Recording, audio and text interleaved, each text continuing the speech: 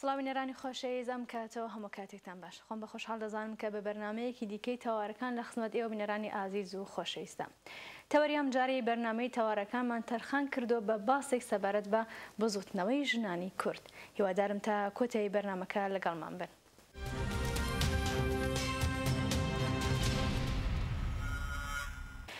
بینەرانی ئازیز سەرەتا سنجان ڕادەکێشم بۆ راپۆرتی هاوکارم فەرانەک لەمبارەیە و دواتر دەگەڕێمەوە بۆلاتان.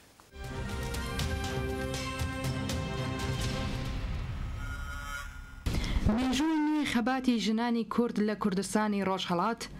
دەگەڕێتەوە بۆ ئەو ژنانەی کە لە خەباتی چەکداری بەشدار بوون بەجلی پیاوانەوە و شان بە شانی پیاوان چالاکیان هەبووە.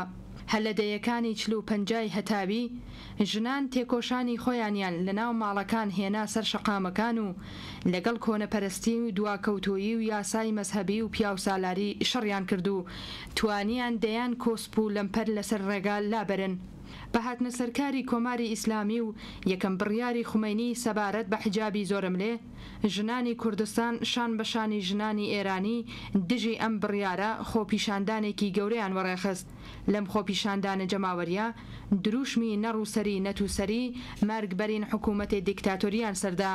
هەروەها هێرشیان دەکردە سەر کۆبوونەوەکان و شەپۆلی دەستبەسەری و ئیعدامەکان سەر لە نوێ دەستی پێکرد.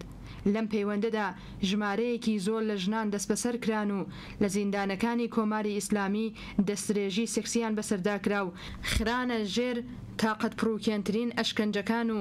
ژمارەیەکی بەرچاویشیان لە سێدارە دران. هەر لەو سەردەمەدا پێشمەرگەبوونی ژنان و چەکدارکردنی ژنان و پەیوەستبوونی ژنان بە ڕیزی تێکۆشەران و شەڕی چەکداری خۆی گەورەترین خەبات بوو لەگەڵ پیاوسالاری و دواکەوتویی کۆمەڵگای ئەو سەردەمە، چونکە لەو کاتەدا و لە مێژووی کوردستانیشدا شەڕی چەکداری تەنیا بڕابووەوە بۆ پیاو. جددیبوونی ژنان و هاتنە ناو مەیدانی ژنان هەم بۆ کۆمەڵگا و هەم بۆ دنیا شتێکی زۆر جیاواز و نوێ بوو. بەرەنگاری و خەباتی بەرابەری ژن و پیاو تا بۆ شکێنی ژنانی کوردستان لە کوردستانی ڕۆژهەڵات دەورێکی نوێیە لە تێکۆشانی بێوچانی ژنان لە مێژوودا و ئەم تا بۆ شکێنیە ژنان بەناو ژنانی کوردستانی ڕۆژهەڵات ناسراوە. ئەگەرچی بەپێی مێژووی ژنانی کورد ئێمە یەکەم ژنە تێکۆشەر و چەکلەشان نین، بەڵام ئەم سەردەمە خاوەنی پێناسەیەکی تایبەت بەخۆیە کە لەگەڵ مێژووی خۆی دەگونجێت.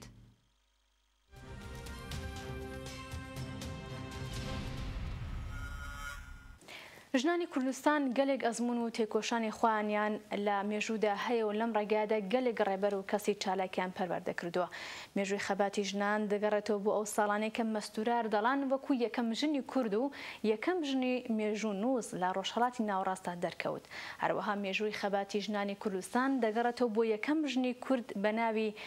قەدەم خێر کە ڕێبەری شۆڕشی پشتکۆی لە ئەستۆ بوو. مێژووی ژنان دەگەڕێتەوە بۆ ساڵانێک کە ژنانێکی دڵسۆز و تێکۆشەر وەکو حەفسەخان و میناخان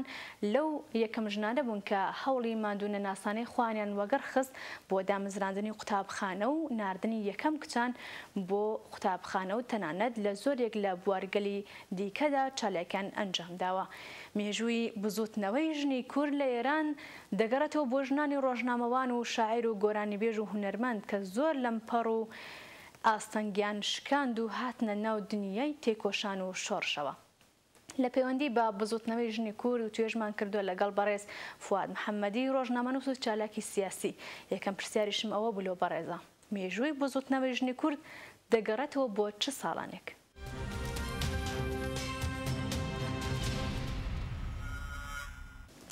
دیارە کە لە کۆمەڵگای کوردستانە جیا لە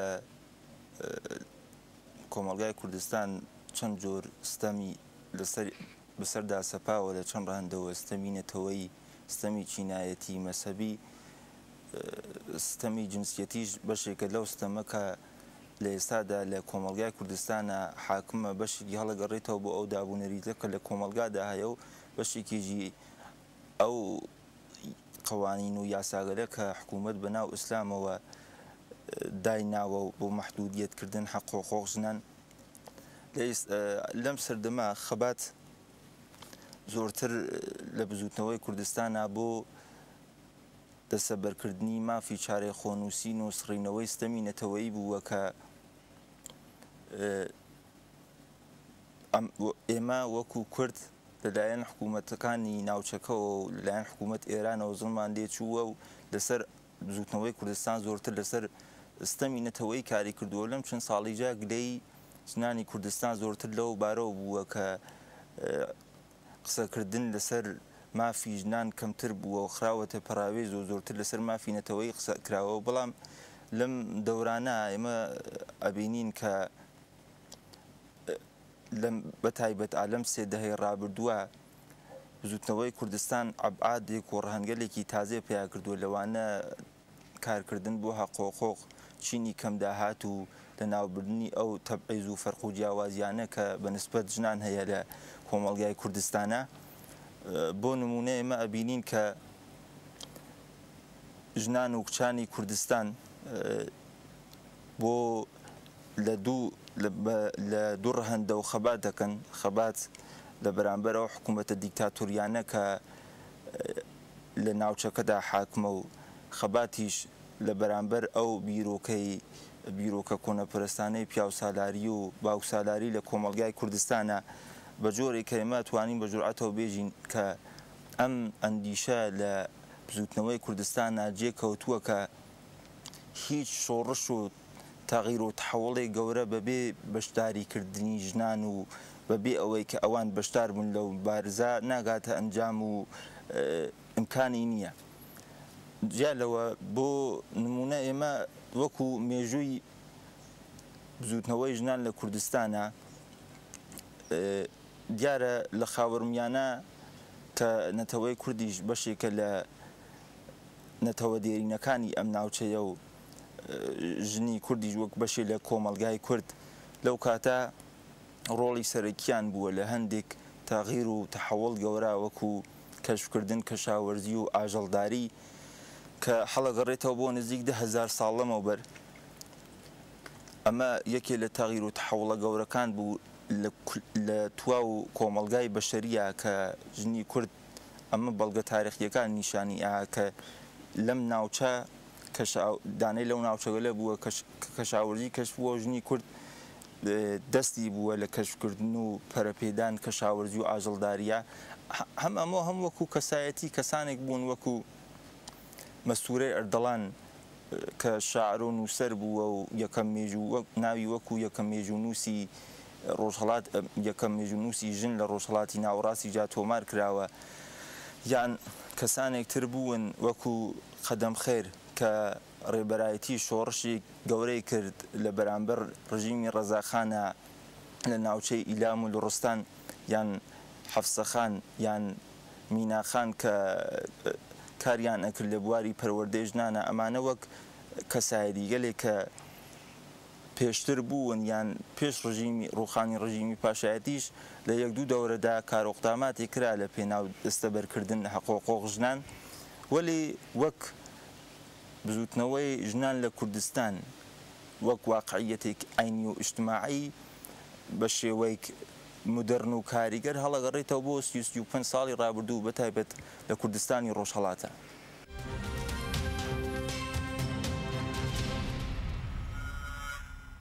دووهەم پرسیارم لە بەڕێز فواد محەممەدی ئەوەیەکە کاریگەری و سیاسەتەکانی کۆمەڵا لەگەڵ سەرهەڵدانی بزوتنەوەی ژنان لە ڕۆژهەڵاتی کوردستان چۆن بووە؟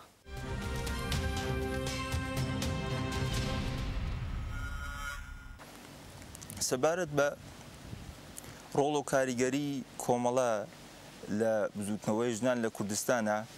یەکێک لە گەورەترین و بەرچاوترین دەستکەوتەکان کە خەباتی کۆمەڵە لە بزوتنەوەی کوردستانە هەیبووە و تەسیری داناوە لەسەر باوەڕ بەخۆبوون و ئەعتماد بە نەفسی گەورەی داوە بە ژنانی کورد و لە مێژوویشتا تۆمار کراوە لەسەری نووسراوە بەشداری پێکردن و هاوردنە مەیدانی ژنان بووە لە خەباتی پێشمەرگانە یانێ ئەمە جۆرێک بووە کۆمەڵا بۆ یەکەم جار لە هەر چوار پارچەی کوردستان و تەنانەت دەتوانین بڵین لە هەموو خاوەرمیانە یەکەم حەزب وەکو حەزبێکی چەپ و شۆڕشگێڕ و مدرن کە بە شێوەیەک بەربڵاو و ڕێکخرا و کاری کرد لەسەر بەشداری ژنان لە بزوتنەوەیکی سیاسی و ئیجتماعی گەورەدا کە شامل خەباتی پێشمەرگانەیش ئەوە هەم ئەم مەسئلە هەم ئەتوانین بۆ نمونە هەر پێش ئەوەی بوون مەسەڵەن لە بەهاری لە پاییزی ساڵی 61 یەکەم دەستەکانی پێشمەرگەی ژن لە کۆمەڵات چەکدار کران پێش ئەوەش دیارە هەر لە سەرەتای ناڕەزاییەکانی ساڵی 57 لە بەهاری 57 کادرەکان و ڕێبەرانی کۆمەڵە خۆیان ژنان و کچانی نێو بنەماڵە و خانەوادەکانیان هانەدا و تەشویقیان نەکرد بۆ بەشداریکردن لە ڕێپێوانی و تەزاوراتەکان دیارە ئەوان خۆیشیان گەین و بەم ئاستە لە دەرک و تێگەیشتن کە بەشدار ئەتوانن کاریگەر بن لەسەر ئاڵوگۆڕە سیاسی و کۆمەڵایەتیەکان و ئەمە وەکو یەکەم هەنگاوەکان هەڵگیرا و هەروە کە وتمان کادرەکانی کۆمەڵیش کاریگەریان بوو لەسەر ئەم مەسئلە. بۆ نمونە لەو کاتە تەنانەت چەند ڕێکخراوێک دروست کرا ڕێکخراوەلێ وەکو شورای ژنان یا اتحادیە ژنان بۆ شێوەیە کاری ڕێکخراوەیی ڕەنگی دایەوە و ئەمەش هەروە کەوتمان ڕێبەرانی کۆمەڵە کاریگەریان بوو لەسەر کارکردن لەسەر کاری ڕێکخراوەیی و ڕێخستنی ژنان پێش هێرشی فەرمانی هێرشی خومێنی بۆ سەر کوردستان لە ماوەی ئەو نزیک دە 12 مانگە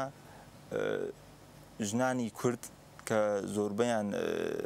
لە چوارچێ و کۆمەڵا کار و فعالیەتیانە کرد لەسەر هەندێک مەسەلە وەکو هەندێک ژنی شارەزا و ڕۆشنبیر بۆ وشیاری بەخشی لە نێو ژنانی کوردستانە کاریان دەکرد هەروە کەوتم پێش فەرمانی هێرشی خومێنیش هەندێک کار لە کارگا قاڵی بافیەکان لە ناوچە هەژارنشینەکانی نێو شارەکان لە ناو شار و ئاواییەکانە لەسەر وشیاری بەخشی کاریان دەکرد و بۆ دەستەبەرکردن مافی کۆمەڵایەتی ژنان پاش هێرشی حکوومەتی ئیسلامی بۆ سەر کوردستانیش ئەو خەباتە ڕنگ و بۆی تری گردەخۆی و بە شێوەیەکتر دەرکەوت بە جۆرێکە ژنانی چالاک کاروا کەوتم زۆربەیان لە چوارچێ و کۆمەڵەدا فعالیەتیانە کرد لە هەندێک کار و فعالیت وەکو پەیوەندیکردن لەگەڵ ڕێخستنەکانی کۆمەڵە و هێزی پێشمەرگە لە کۆکردنەوەی یارمەتی ماڵی و تەدارکاتی لە چاپ و بڵاوکردنەوەی ڕۆژنامە گۆڤارەکاندا چالاکیانە کرد. یەک مەسئلەتر هەست کە لازمە لێرە شارێ پێ بکەم لەو کاتە بەهاری 57 کە ساڵ 59 پاییزی بەهاری 59 لە جریانی شەڕی 24 ڕۆژەی سنا یەکێک لەو کەسانە کە بەڕاستی لەو بزوتنەوە بە شێوەیەک چالاک کار و فعالیەتی کرد ژنێکی خەباتکاری کورد بوو بە نێوی شەهین باوەفا ئەم خانمە ئەتوانین بڵین یەکێک لە بەرپرسانی ئەسلی و سەرەکی بیمارستانە نەخۆشخانەکانی شۆڕش بوو لەو کاتە کە دوای ئەوەی کە حکوومەت دەستی بەسەر شارەکاندا گرت بە بیانووی ئەوەی کە لەگەڵ ضد ئینقلابە هاوکاری کردووە بە بیانووی ئەوەی کە لەگەڵ ضد ئینقلابە هاوکاری کردووە و مساحبەی کردووە لەگەڵ چەندانەی لە خەبەرگوزاریە خارجیەکان و لەسەر چۆنیەتی تۆبارانکردن شارەکان و لەسەر تعداد و ڕێژەی زەخمیەکان و کوشتەکان قسەی کردو بەم بیانەوە ئەعدامیان کرد کە هەروە وتم خانم شەهین باوەفا بوو ئەکرێ وەک ژنێکی خەباتکاری کورد ناوی لێ بووین. جیا لەوە ئەتوانین ئشارە بکەین بە ڕۆڵ و نەخشی کاریگەری دایکانی پێشمەرگە هەم لەو کاتە هەم ئێستایش حتا کە بۆ نمونە یەکێک لە بەرچاوترین و دیارترینیان دایە بەهیە دایکی 5 شەهیدی گەورە و ناوداری کۆمەڵە و بزوتنەوەی کوردستان بووە جیا لەو 5 شەهیدە چەند کوڕۆکشتری بەشدار بوون لە بزوتنەوەی کوردستاندا کە بە حەقیقەت ئەتوانین وەکو دایکی شەهیدانی کوردستان ناوی لێ بۆین و یادی لێ بکەین.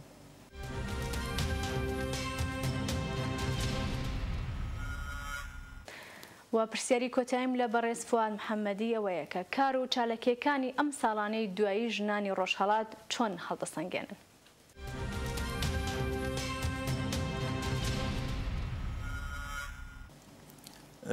سەبارەت بەم پرسیارەش هەروە کە ئشارەم پێکرد پاش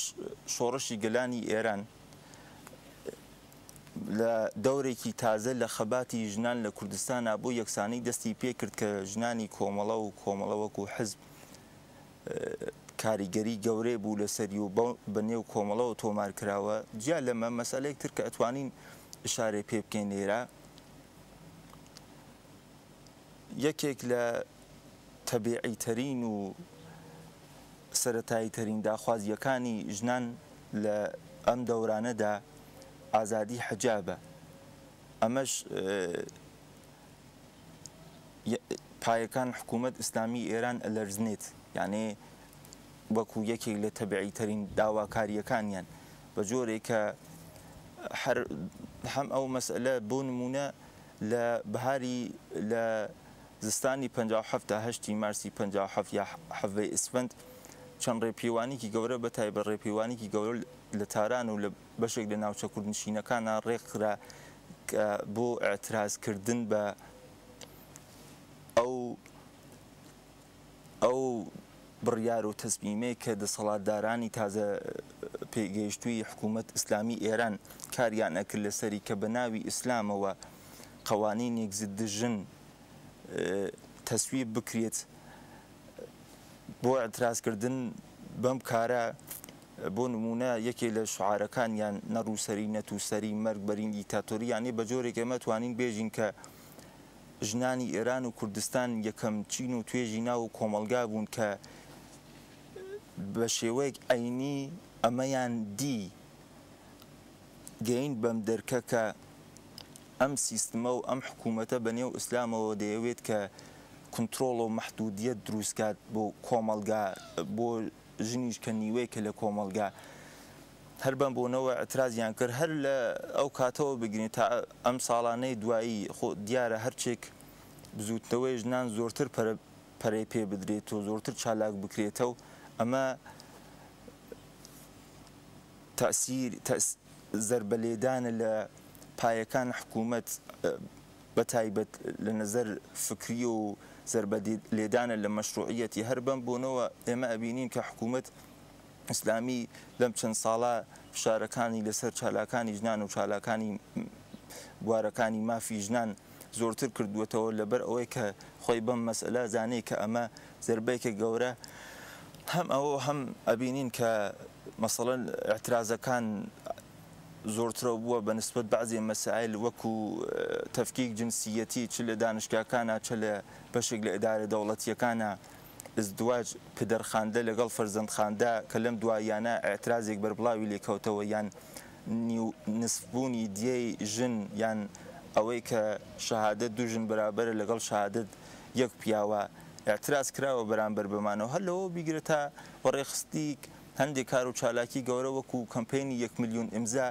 کە بەڕاستی ژنانی کوردیش چالاک بوون و بەشدار بوون لەم کەمپینە و تەنانەت چەند کەسێکی ژیان دەست بەسەر کران لەو جەریانە. ئەمە نیشانەی پەیوەندی بزوتنەوەی ژنانە لە کوردستان و لە ئێرانە. هەم ئەوە هەم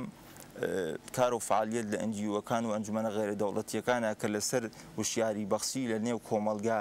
بۆ جێخستن بیرۆکەی بەرابەری ژنان و پیاوان. هەم ئەوە هەمیش چاپ و بڵاوکردنەوەی هەندێک وەرزنامە و گۆڤار کە ئەلبەت حکوومەت لەو بابەتەوە سەختگیرترە. بۆ نمونە ئێمە بوومان گۆڤارێک بوو تایبەت بە پرسی ژن بەتایبەت لە کوردستانە بەنێو ڕاسان کە چەند ساڵ لەمەوە پێچاپەکرا و پاش ماوەی لەلایەن حکوومەتەوە داخرا. بەڵام بە هەموو ئەمانەوە حتا بەرگوزاری مەسەڵەن مەراسمەکان 8 مارس و 25 نوان بتواو ئەو مەوانعە کە حکوومەت دروستیەکە بەرگوزارەکری لە ناوچە کوردنشینەکانە لەم ساڵانە کە ئەمانە هەمووی نیشانەی پەرەپێدان بە کار و فعالیت ژنانی کورد بووە لە کوردستان و لە ئێرانیشدا. مەسئلەیەکیش هەست بە هەموو ئەو مەوان ئەو بربەستە و کە حکوومەت دروستیەکە ئێمە بە خۆشحاڵیەوە توانین بڵین کە ئێستا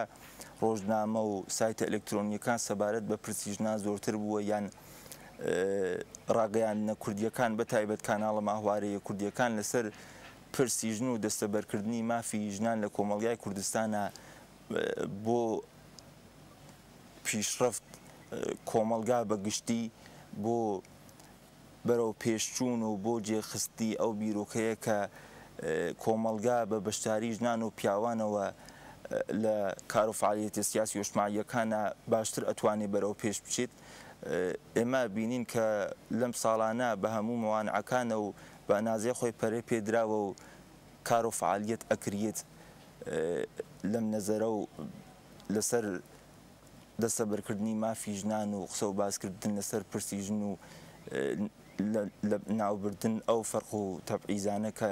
لە کۆمەلگا و لەلایەن حکوومەتەوە سەپاوە بەسەر ژنانە چ لە کوردستان چ لە ئێران.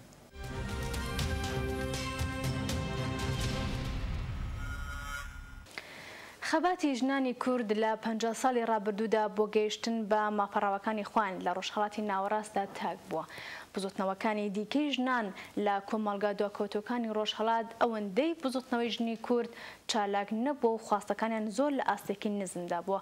بۆیە دەتوانین ئەوە بڵێن کە مێژووی بزوتنەوەی ژنانی کورد باسێکی تێروتەسەری دەبێت. بۆیە ئەو بۆ ئاکامە دەگەین کە خەباتی ژنانی کورد لە زەمینە جیاوازەکاندا تایبەت بووە و هەمیشە خواستەکانیان لە ئاستێکی دیکە و بەرزدا بووە. شتێکی دیکە کە بزوتنەوەی ژنانی کورد جیاوازتر دەکات ئەوەیە کە لە خەباتی چەکداری بەشدار بوون بۆ گەیشتن بە مافەکانیان. هەمووانەوە دەزانین کە خەباتی چەکداری ئەویش بۆ ژن لە ڕۆژهەڵاتی ناوەڕاستی شڵەژا و کارێکی ئاسان نییە. بەڵام ژنی کورد ئەوەی کردووە و بێگومان تا گەیشتن بە خواستەکانی هەر بەردەوام دەبێت.